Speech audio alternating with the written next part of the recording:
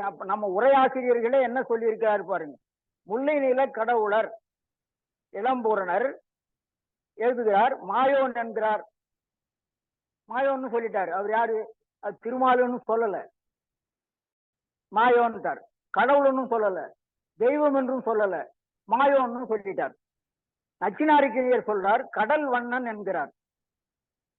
நச்சினாரிக்கினியருங்க அதே முல்லை நில கடவுளை நச்சினாரிக்கினியர் கடவுள் வண்ணன் சொல்லுகிறார். நாம நிறைய படிக்கணும். அதாவது ஒரு ஐயம் வந்துட்டா அந்த ஐயத்துக்குரிய ஒரு நூலை பார்க்க கூடாது. அறிஞர் பலர் பல கோணத்துல பல நூல்களை எழுதி இருக்கின்றனர். கொஞ்சம் நம்ம படிக்க படிக்க என்ன ஆகும்னா, நம்முடைய அறிவு, அந்த படிக்கிற அறிவு ரெண்டும் சேர்ந்து புதிய சிந்தனை என்ற ஒரு குழந்தை பெற்றெடுக்கும். அது நமக்கு தெளிவு கொடுக்கும். அதனால் சொல்லுகிறேன் பாருங்க. முல்லை நில கடவுளர் இளம்பூரணர் என்று சொல்றார், மாயோன் என்கிறார். ஏன்னா கடவுளர்னு தலைப்பு கொடுத்துட்டாங்க எல்லாருமே. முல்லை நில கடவுளர் இளம்பூரணர் சொல்லுகிறார் மாயோன். நச்சினாரிக்கினியர் சொல்லுகிறார் கடல் வண்ணன் என்கிறார். கடல் வண்ணன் தான் சொல்லுகிறார். கடல் நிறத்தை உடையவன், கடல் நிறத்தை உடையவன். அது நீல நிறமா இருக்கலாம், கருப்பு நிறமா இருக்கலாம், ரெண்டு ஒண்ணுதான்.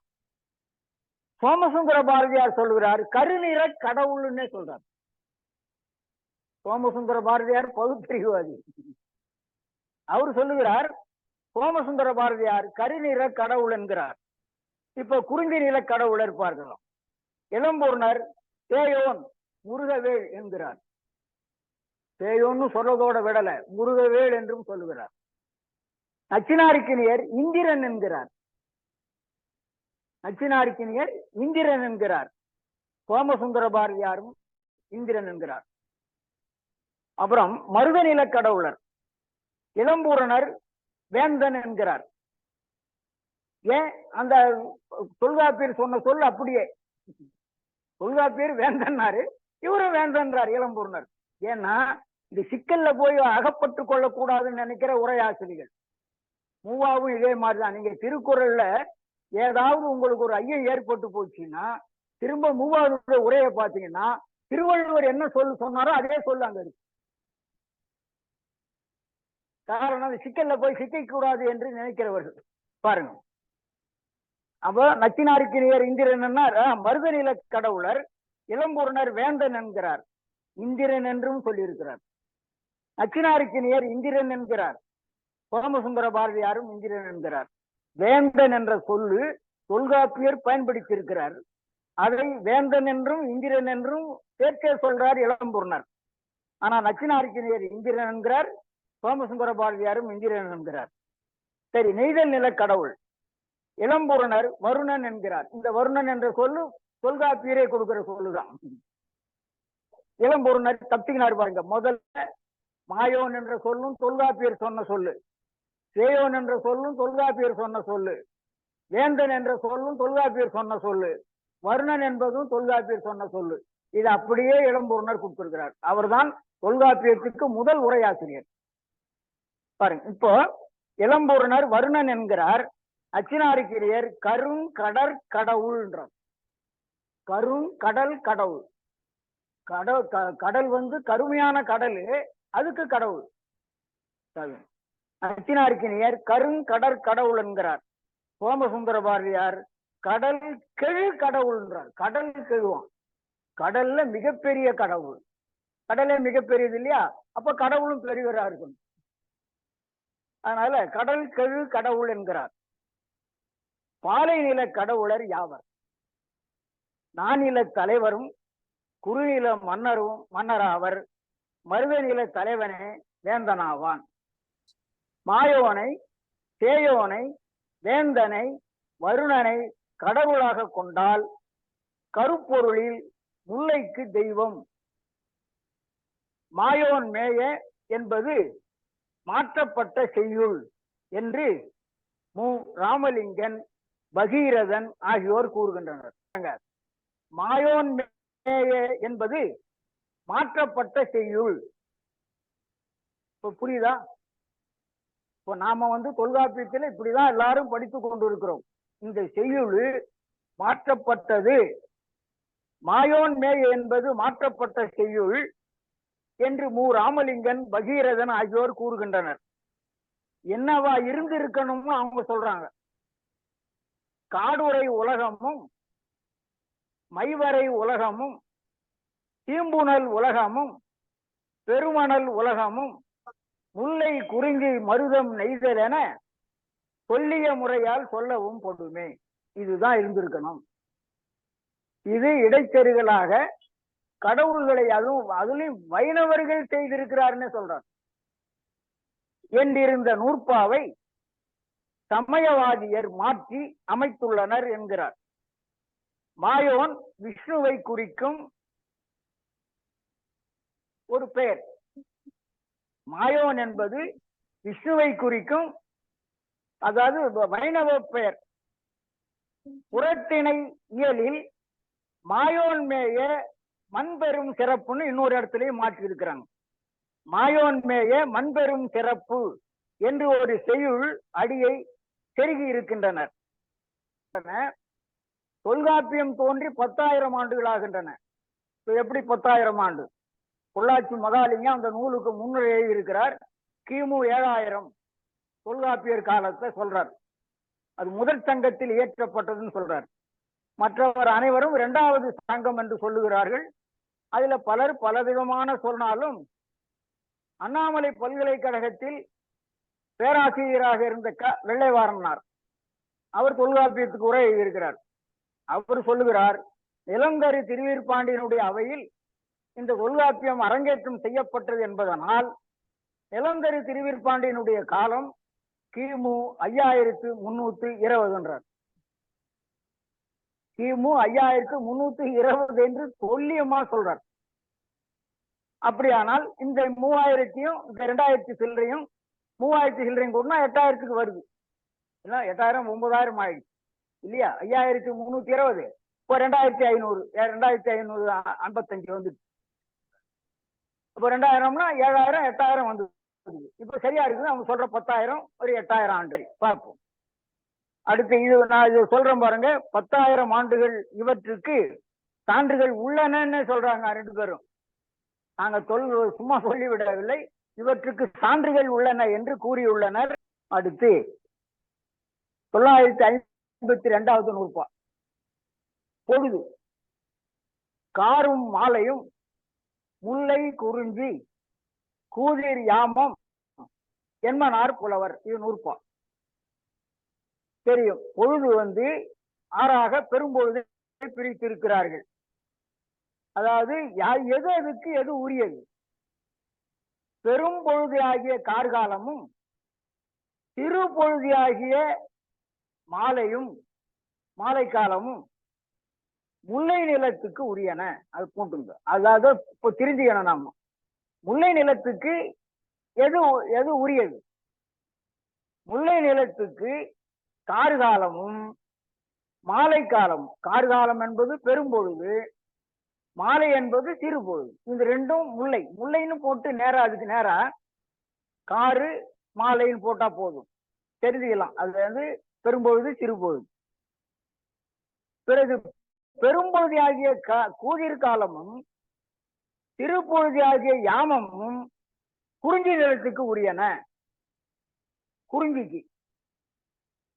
குறிஞ்சி நிலத்துக்கு உரிய பெரும்பொழுது கூதிர் காலம், அதற்குரிய சிறு பொழுது யாமம் நள்ளிரவு. இது முதல்ல சொன்னது முல்லை, 2வது குறிஞ்சி. அடுத்து 953வது நூற்பால பனி எதிர் பருவமும் உரித்தென முடிவ. அதாவது பெரும் பொழுதாகிய முன்பனி காலமும் குறிஞ்சி நிலத்துக்கு உரியனு சேர்த்துக்கணும். அவ்வளவுதான். ஏற்கனவே குறிஞ்சி நிலத்துக்கு கூதிர் காலம் பெரும்பொழுதும் யாமம் என்கின்ற நள்ளிரவு ஆகிய சிறு பொழுதும் உரியன் என்று சொன்னவர் அடுத்த நூற்பாவில் முன்பனி காலத்தையும் சேர்த்துங்கன்றார். பெரும்பொழுதான். பெரும்பொழுது குறிஞ்சிக்கும் உரியது. சரி, குறிஞ்சி நிலத்துக்கு உரியன என்று இலக்கண சான்றோர் கூறுவர் என்று தொல்காப்பியர் கூறுகின்றார். அதுக்கடுத்து அதுவும் பொழுதுதான். 954வது நூற்பா வைகரை, விடியல், மருதம், ஏற்பாடு, நெய்தல், ஆதல் மெய்வெற தோன்றும். இது என்ன? பொழுதுகளாகி சிறு பொழுதுகளாகிய வைகரை பொழுதும் விடியல் பொழுதும் மருத நிலத்துக்கு உரியவை. இப்போ மருத நிலத்துக்கு உரியது சிறு பொழுது, வைகரை, விடியல். அதாவது மருதம்னு போட்டுட்டு சிறு பொழுது வைகரையும் விடியலும். ஏற்பாடு என்றும் சிறு பொழுது நெய்த நிலத்துக்கு உரியது. பாருங்க, இதுதான் மாலை நேரத்துக்கு பொருத்தமாக இருக்கும். ஏன்னா அவங்க மாலை நேரமானா போக மாட்டாங்க. அதனால ஏற்பாடு என்னும் சிறு பொழுது நெய்த நிலத்துக்கு உரியது. ஏற்பாடு என்பதனை சூரியன் எழும் நேரம், விழும் நேரம் என்கின்றனர் பலர். புலியூர்கேசியன் மட்டும் பகற்பொழுதின் பின்கூறு என்கிறார். 2 ஒன்றுதான். மாலை என்பத பகல் பொழுதின் பின்கூறு என்கிறார். படுதல் என்பதற்கு எழுதல் என்பதனை விட விழுதல் என்பதே பெரும்பாலும் பொருந்தும். ஏன்னா அதனாலதான் பலர் செய்யப்படுகின்றன அப்படின்னா என்ன அர்த்தம்? செய்து வீழ்ந்து விட்டதுன்னு சொல்லலாம். செய்ய பெறுகின்றனன்னு சொல்லிட்டா தவறு இல்லை, இந்த சிக்கல் வராது. இந்த எல் படு என்பதுல படுதல்னா விழுதல், எழுதல் என்ற 2 பொருள் இருக்கின்றன. சரி, இப்ப பாலைக்கு காலமும் இடமும் சொல்றாரு. முதல்ல பாலைய சொல்லாதவர் இப்ப பாலையை சேர்த்துக்கிறார். 955வது நூற்பா நடுவு நிலை திணையே நண்பகல் வேனிலோடு, அங்க வெனில்னு இருக்கும், தவறா இருக்கும். அதுல அச்சில பிழை இருக்கு. வெனில்னு இருக்கு. வேனில் என்பதற்கு வெனில் இருக்கு. நடுவு நிலை திணையே நண்பகல் வேனிலோடு முடிவு நிலை மருங்கின் முன்னிய நெறித்தே. அதாவது நடுவு நிலை திணையாகிய அந்த 5 திணையில ஒரு திணை பாலை. நடுவு நிலை திணையாகிய, ஏன்னா 7 திணை சொன்னாரு. அதுல முதல் திணை கைக்கிளை, இறுதி 7வது திணை பெருந்திணை, இடையில் வருகின்ற 5 திணை குறிஞ்சி, முல்லை, குறிஞ்சி, மருதம், நெய்தல், பாலை. சரி, நடுவு நிலை திணையாகிய பாலை திணைக்கும் சிறு பொழுது நண்பகல், பெரும்பொழுதாகிய இளவேனில், முதுவேனில் இரு பொழுதும் ஆகும். இப்ப பாலைக்கு பெருபொழுது இனவேலிலும் முதுவேனிலும், சிறு பொழுது நண்பகல் மட்டும். ஏன்னா பாலை இல்லையா, அங்க இரவு எங்கும் முடியாது. பாலைக்கு 956வது நூற்பா பின்பணி தானும் உரித்தன முழுக இன்னொன்னு சேர்த்துக்கிட்டார். முதல்ல இளவேனில், முதுவேனில் சொன்னவரு பின்பணி காலத்தையும் சேர்த்துங்கன்றார். 956வது நூற்பாவில பின்பணி காலத்தையும் சேர்த்துங்க, பின்பணி தானும் உரித்தன மொழிவ. பாலை திணைக்கு சிறு பொழுது நண்பகல், பெரும் பொழுதுகள் இளவேனில், முதுவேனில் இரண்டும் கூறினார். இந்நூற்பாவில் பெரும் பொழுதாகிய பின்பணி காலமும் உரிமை உடையதாகும் என்கிறார் தொல்காப்பியர். அதுக்கு அடுத்து இருவகை பிரிவு. இப்ப பாலை சொன்னதுனால பிரிவுக்கு வருகிறார். இது என்ன பிரிவுன்னு பார்க்கலாம். 957 இருவகை பிரிவும் நிலை பெற தோன்றலும் உரியதாகும் என்பனார் புலவர். அதாவது தலைமகனை பிரிதலும் தம் சுற்றத்தினரை பிரிதலும் ஆகிய இருவகை பிரிவும். இருவகை பிரிவுன்னா 2 இருக்கு இல்லையா, இன்னொரு பொருளும் இருக்கிறது, அதுதான் அங்க முக்கியம். தலைமகனை பிரிதலும் தம் சுற்றத்தினை பிரிதலும் ஒண்ணு இருக்கு. தலைமகனை பிரிதலும் அப்படின்னு என்ன அர்த்தம்? அவனை கட்டி கொடுக்க மாட்டேன்னு சொல்லிட்டா. சரி, அவனோடு போனா சுற்றத்தினரை பிரியணும். அதனால 2 பிரிவு இருக்கு. சரி, தலைமகனை பிரிதலும் தம் சுற்றத்தினர் பிரிதலும் இது இருவகை பிரிவும் பாலைத்திணைக்கு உரிய உரிபொருள் ஆகும் என்று இலக்கண சான்றோர் கூறுவர் என்று தொல்காப்பியர் கூறுகின்றார். அவர் சொல்லில்ல. சரி, மேலும் ஒரு வகை பொருள், இன்னொரு பொருள் இருக்கிறது. பாருங்க, பெரும் பொழுது சிறு பொழுது ஆகிய இருவகை பிரிவு. பாத்தீங்களா, இன்னொரு பிரிவு இருக்கு. முதல் பிரிவு என்ன? அதாவது அவனுக்கு கட்டி கொடுக்கலன்னா தலைவனை பிரியிறது, அவனோட போயிட்டா சுற்றத்தினரை பிரிவது, அந்த இரு பிரிவுன்னாரு. இன்னொரு பொருள் என்னன்னு கேட்டா, பெரும்பொழுது சிறு பொழுது ஆகிய இருவகை பிரிவு. அந்த இருவகை பிரிவு தான் இவர் சொல்றாருன்னு உரையாசிரியர்கள் சொல்லுகிறார்கள். இலக்கண சான்றோர் கூறுவர் என்று வேறு வகை பொருளும் கூறுவர். இது இருவகை பொருள்களுள் பெரும்பொழுது சிறுபொழுது என்னும் இருவகை பிரிவு என்பது பொருத்தமான பொருளாக இருக்கும். ஏன்னா இன்னும் பாலை நிலத்துக்கு வரல, பிரிவுக்கு வரல. பிரிவுக்கு வராத போது இன்னும் உரிப்பொருளே சொல்லல. உரிப்பொருளே சொல்லாத போது ஒரு பிரிவு வரும்போது இது பெரும்பொழுது சிறுபொழுதுதான் சரியாக இருக்குமே தவிர இந்த சுற்றத்தினரை பிரிவதும் தலைவனை பிரிவதும் இருக்காது என்பது என் கருத்தும். இனிமேல் தான் கூறப்போகிறார். அதாவது உரிப்பொருளை இன்னும் கூறாத போது எப்படி தலைவனோடு பிரிவதும் சுற்றத்தினரை பிரிவதும் வராது. சரி, அதுக்கு அடுத்து காலத்துக்கு மேலும் ஒரு முடிவு. அதாவது 958வது நூற்பா, திணை மயக்கு உறுதலும் கடிநிலை சிலவே நிலன் ஒருங்கு மயங்குதல் என்றன ஒழிவ புலன் நன்கு உணர்ந்த புலமையோரே. என்ன அருமையா சொல்ற, நான் மட்டும் சொல்லலையா, அற்று தேர்ந்த புலமை மிக்க சான்றோர் கூறியிருக்கின்றனர் சொல்றார். ஒரு திணைக்கு உரிய முதற் பொருள் மற்றொரு திணைக்குரிய முதற் பொருளோடு சேர்ந்து ஒத்து நிற்பதும் உண்டு. வரும், இந்த நிலத்தில் இருக்கிற முதற் பொருள் அந்த நிலத்துக்கு வரும். இங்கே முதற் பொருள் என்பது பொழுது என்னும் காலமும் உரிப்பொருளும் செய்யுளில் மாறி அமையும். நிலம் மாறுவது இல்லை, நிலம் மாறாதே தவிர நிலத்துல பொருள் மாறும். என்ன இதெல்லாம் எதுல வரும்? சான்றோர் செய்யுளில் வரும். இத நல்லா மனதுல ஏற்றிக்கணும். இப்போ தொல்காப்பியர் என்ன சொல்ல வர்றாருன்னு புரியுதா?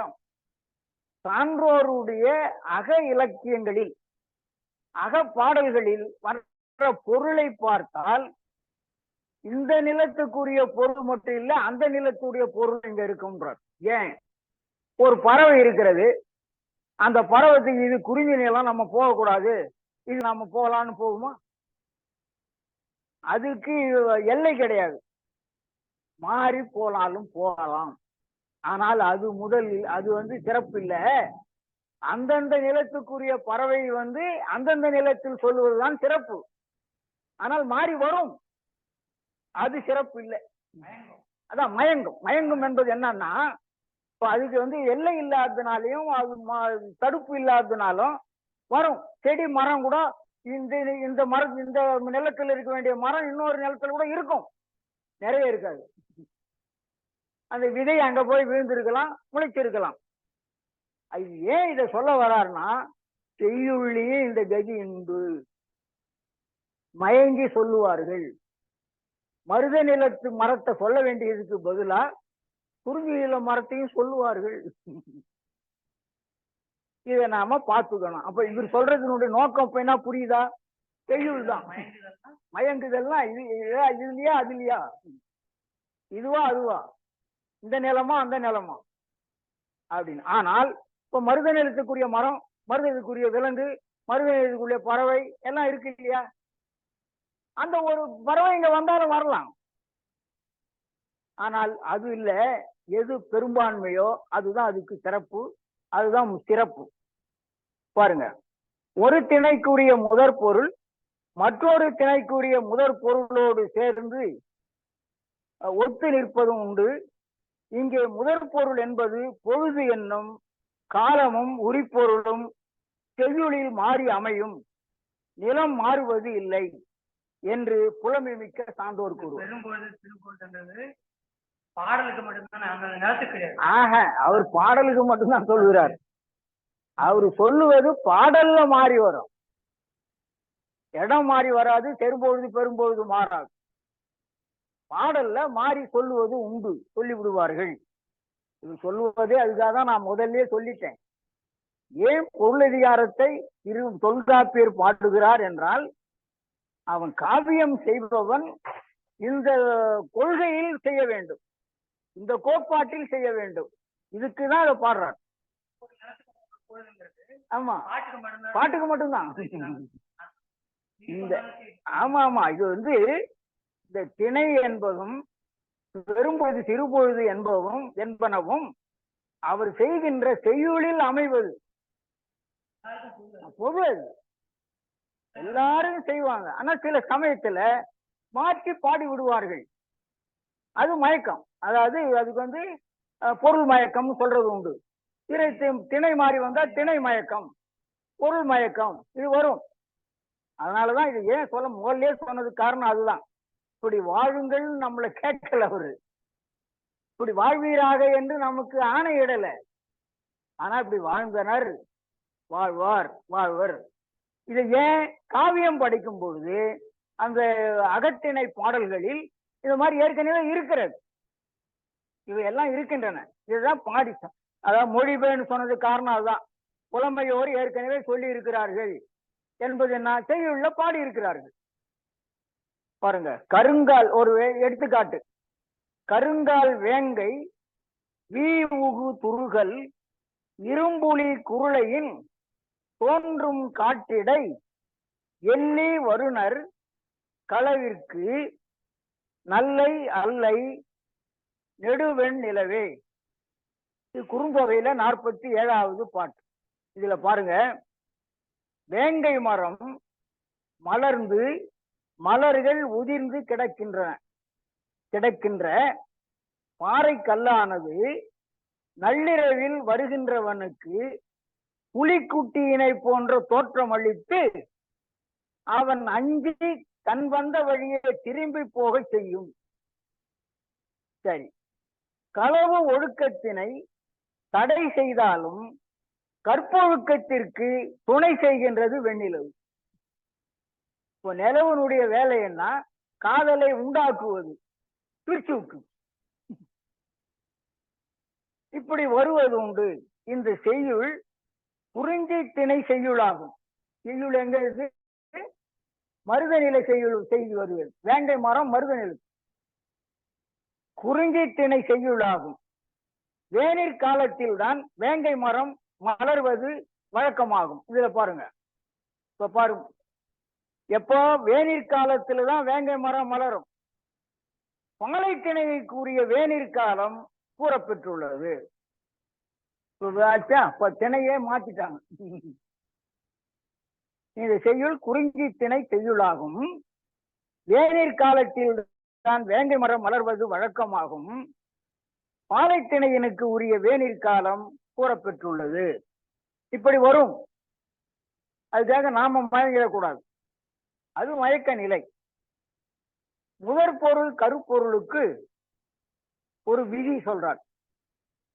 959வது நூற்பா, உரிப்பொருள் அல்லன மயங்கவும் பெருமே. உரிப்பொருள் அல்லாதவனவாகிய முதற் பொருளும் கருப்பொருளும் மயங்கி வரலாம்னு சொல்றார்.